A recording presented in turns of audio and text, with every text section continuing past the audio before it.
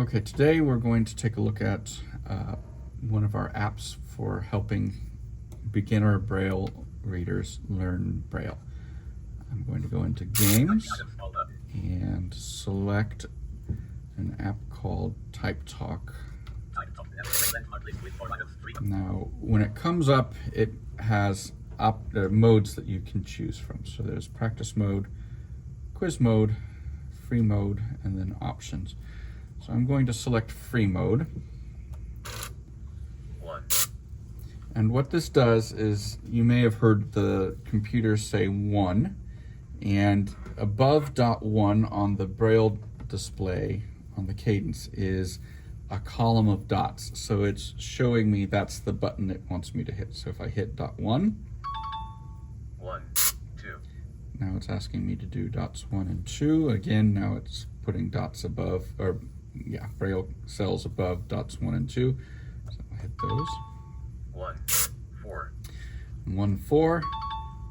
1, 4, 5. Okay, now for those of you who know Braille, you'll have figured out that it's giving me the dots for the letters in order. So this mode helps the user learn which buttons on the Perkins keys, which dots the buttons on the Perkins keyboard correspond to. So it's giving the numbers of the dots that correspond to the letters, but it doesn't really care whether you know what the result of what you're typing is. But I can switch modes with row selector 1. Game mode, ordered alphabet. And so now we're into ordered alphabet, and it tells me now that I need to type A, but it's also giving me the prompt of showing me the Braille above dot 1, so it's indicating that's the button I need to press for A. B, but. B, and you may have heard it say B, but, so it's giving you the letter as well as the word that it represents when standing alone. So I'll hit 1 and 2 for B. C, can. D, do. And again, we can go through the whole alphabet like this. Now we have several options for how what appears on the Cadence as well. So I'm going to hit row 3 to go through some of those. Display mode, jumbo Braille. And we have something called jumbo Braille, where each Braille dot, instead of being represented by a single dot, is represented by a 4x4 grid of dots. And the idea here is for learners whose Braille sensitivity or tactile sensitivity is not great. It will give them a larger thing to feel for the dots, so they can learn the shape that the dots go in, but on a larger scale. And so I'll hit D. Every. And then I can go through to the next one. Display mode, large Braille. Which is large Braille, and so now each dot is represented by a grid of 4 dots. And then if I hit row 3 again. Display mode, Braille. Okay, so now we're just in standard Braille. So what I have is at the bottom left corner, I have the letter sign, which is dots 5, 6 in front of the letter E.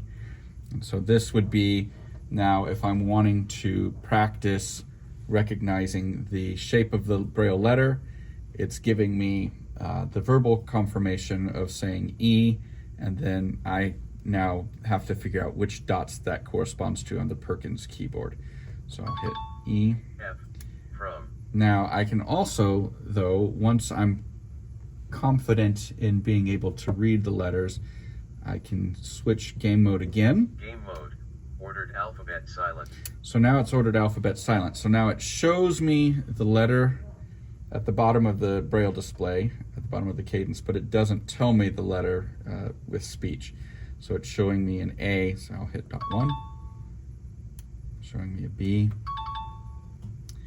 Now we have one other font, we'll call it font mode or display mode. So if I hit row 3 again. Display mode, print. Now for someone who is wanting to learn to type in Braille, but doesn't yet know how to read the Braille letters, but is very familiar with print, we have a print font. So here on the bottom left corner of the Cadence, I have a print letter C. which I can then type. And again, I'm in silent, so this actually would allow a Braille reader also to practice learning their print letters. So if I were to switch this on so that it was announcing the letters, it would say the letter, show it to me in print, and then I would hit the corresponding letter on the Perkins keyboard. And I can also, though, switch. So this will take me, right now I'm I'm going through the alphabet. Row 2 selector allows me to go through various parts of Braille. So let's just listen. Character set. Numbers. So now I can practice Braille numbers, and let's switch this, but it is showing me at present a number 1 in print. Let me switch back to Braille. Patterns. Okay, so there we're back to the patterns where it shows me the dots above the Perkins key that should be pressed or raised. Display mode. Jumbo Braille. Just switch all the way over to Display mode. Large Braille. Display mode. Braille. okay, and I'm going to switch back. Game mode. Random numbers. Game mode. Random numbers silent. Game mode. Discernment. Game mode. Discernment. Silent. And we crashed it.